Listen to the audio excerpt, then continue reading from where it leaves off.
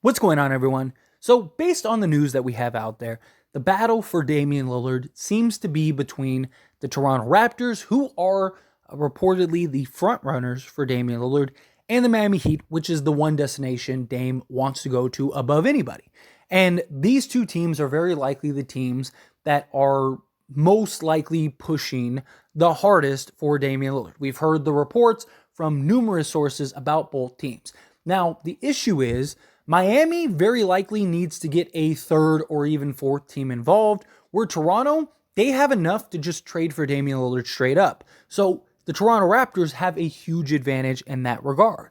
But Damian Lillard and the problem that he fixes is very similar for both teams.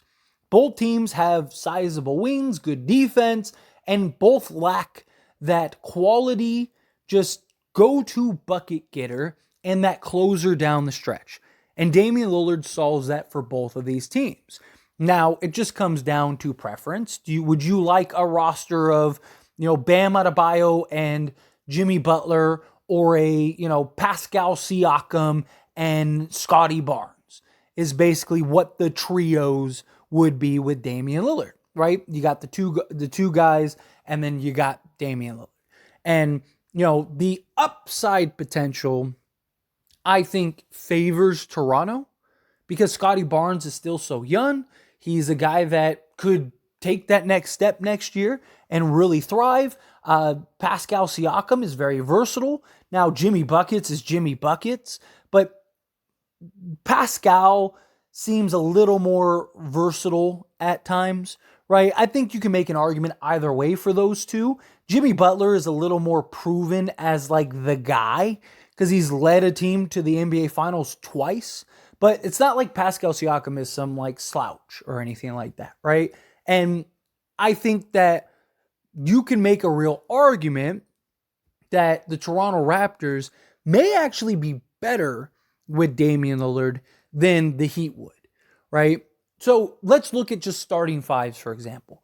You could have something for the Miami Heat. You're probably looking at like a Damian Lillard, a Josh Richardson, a Jimmy Butler, maybe Martin and a Bam Adebayo, right? It's probably what you're looking for with Miami. Where Toronto, you're looking for a Damian Lillard.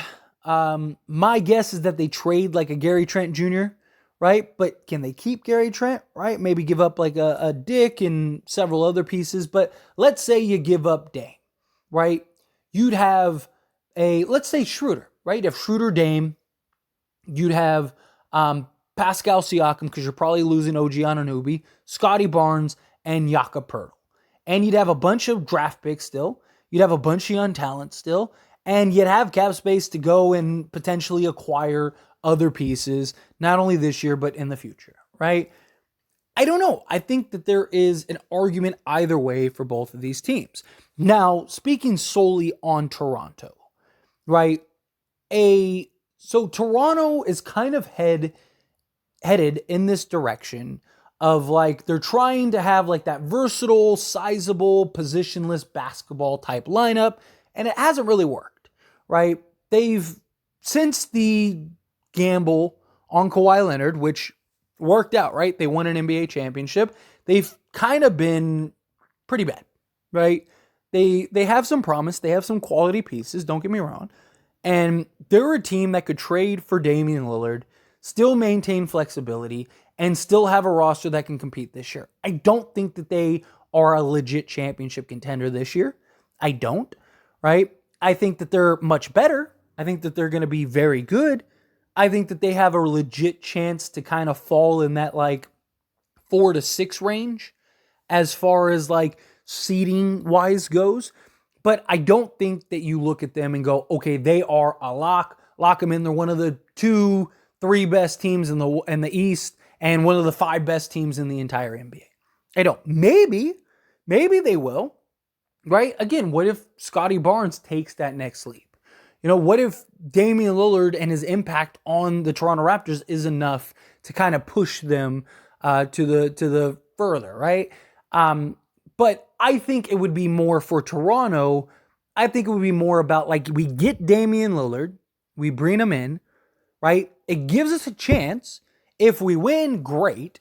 But unlike our situation with Kawhi Leonard, we don't have to win this year. It's not one and done, right? Like it was with Kawhi. It is, we have him this year. We give ourselves a chance and an opportunity. If it doesn't work, it's okay. We can go get the remaining pieces we need this upcoming offseason. And now maybe we're in that position to be one of the better, if not the best teams in the Eastern Conference. That would kind of be my thought. That would kind of be the logic that I would see with Toronto. Now, as far as packages go, Toronto can outbid Miami bar none. Like they can put together a much better package. I mean, OG Anunoby makes more sense fit-wise for the Portland Trail Blazers and is arguably the best player in the deal for either team, right? Depends on where you put Tyler Hero, but based on the reports, it doesn't look like Portland is interested in Tyler Hero at all. And OG Anunoby would give them a legit 3-and-D, young, quality depth player that can be a real piece and cog going forward and for the future. And he fits the timeline, right? He's a guy that could really make an impact. And on top of that, like I said, you could get a Gary Trent Jr., you could get like a Dick, you could get full draft picks and players that could make sense. Where again, a team like Miami, they need to go and get other pieces involved, right? And then even after you go get Damian Lillard, like I said, you'd have a Dennis Schroeder, Pascal Siakam, a Scotty Barnes, a Jakob Poeltl. You'd have Otto Porter Jr. Can you keep like a Boucher or Boucher, however you say his name? You got like a Precious. Like you have pieces that could be very helpful and actually have an impact for Toronto alongside Damian Lillard. And I do think would leapfrog them above several of these teams in the Eastern Conference. And I think would put them, again, in that 4 to 6 seed range. Where a team like Miami, I mean, again, outside of Tyler Hero, what does Miami really have that makes sense? They can't give up the draft picks that Toronto can give up. And a Jovic and a Jacquez and guys like that, those would be potentially nice pieces, but neither of those guys are proven like OG Anunoby. And on top of that, who else? Right? Could you get a Highsmith? Sure. But what is he going to be? Why would a team like the Portland Trail Blazers want a Kyle Lowry or a Duncan Robinson? Right? It doesn't make sense for them. Miami doesn't have the young talent pool that makes sense for Portland. But Miami makes sense for Dame because they're proven. That's the difference between, I really think Damian Lillard's impact for Toronto and Miami is going to be very similar, if not the same. But one team is more proven than the other.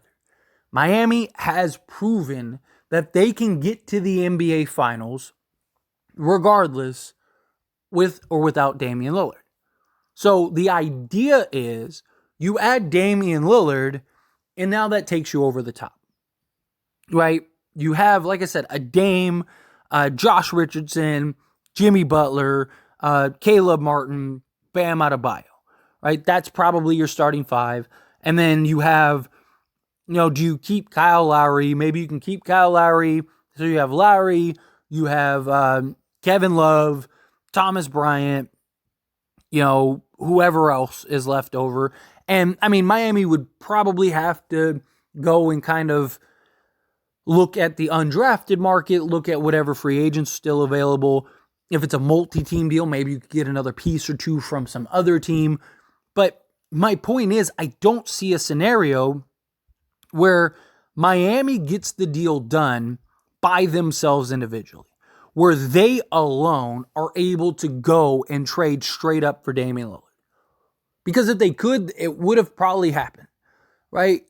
But Portland doesn't seem interested in Miami's assets. And all we keep hearing is that they are at a standstill, that Portland is not interested in what they have to offer, and that they want them to go basically scrounge and figure out who to talk to go get more pieces and more assets to go acquire Dame. That's not a good scenario when you have a team like Toronto that can outbid you without having to blow up their roster. That's the difference. And that puts Miami in quite the predicament. From Dame's standpoint and Miami's standpoint, like, I don't know. I think Miami would have a better chance of winning this year with Dame than Toronto would. But I think long term, Toronto would have a better opportunity to win with Dame than Miami would. Right? Like, if that makes sense. Because Miami, if they go and trade for Damian Lillard, they're basically handcuffed.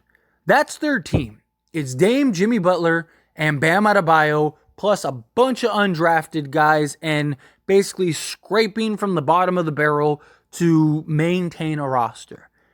Where for Toronto, you have Dame, you have Pascal Siakam, and then you have Scotty Barnes, who you still have time with. And you'd have cap space, and you'd still have draft picks, and you'd still have a lot of just flexibility that Miami doesn't have.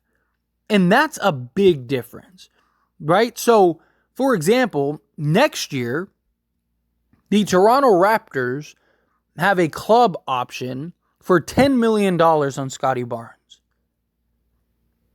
That would give Toronto plenty of cap space to go do whatever they want. So they could go and trade for Damian Lillard, have Scotty Barnes, Pascal Siakam, still have draft picks, still have talent to go and trade and unload, or just use cap space to go and sign another piece or two. And go, Miami doesn't have that flexibility, right? And again, I mean, it depends on Barnes take that next step. Can Scotty Barnes take that leap? If he can, then yes, Toronto has a bigger opportunity and more long-term likelihood of being a contender, in my opinion, than Miami does. So it just comes down ultimately to what can Miami figure out as far as getting other assets from other teams goes, and is Toronto willing to basically do whatever it takes to go get Damian Lillard? You know, are they basically willing to pony up whatever Portland wants to ensure? But again, the thing is that they don't have to like really rush it necessarily, right? They're not in a position to where they have to. They're essentially outbidding themselves, right? Because they don't have to do. They can outbid Miami rather easily. So it's just can we just make sure we don't give up too much at this point? And Toronto, they have a great young talent who is basically averaged 15 points a game since he's came into the league. He's given out assists. He's a legit two-way guy, right? Like, this is a guy that has a lot of upside, promise, and potential. And you have Pascal Siakam, who is a legit level all-star. And then you have Damian Lillard, who is, you know, a legit star level talent. Right? Pascal Siakam and Jimmy Butler are very comparable, right? I mean, even Bam and Pascal Siakam are very comparable. Like I said, the only difference is Jimmy Butler is more proven as a leader. But Damian Lillard would be the leader for them. So they wouldn't have to worry about that. I don't know. I the more I think about it, the more I kind of lean towards Toronto. And I think the more likely scenario now is Toronto. And look, I actually believed he was going to Miami. I mean, even the other day, I said that I thought he was going to Miami. But it the more that I think about it, the more it makes sense for Toronto. And the more I think Toronto can get it done and still have more flexibility and have the potential to be better long term. Where Miami, that's basically it. Like, if you don't win with Dame, Jimmy, and Bam, like, you're stuck. Where you could go and trade Pascal Siakam. Is Miami trading Bam? Right? Like, I don't see that happening. But I think Toronto would trade Pascal Siakam if they came to it. And then on top of that, like, you have a younger player with more upside than Jimmy. Like, Jimmy is who he is now. He's not, like, all of a sudden going to turn into Michael Jordan, right? Like, you know the kind of player that he is.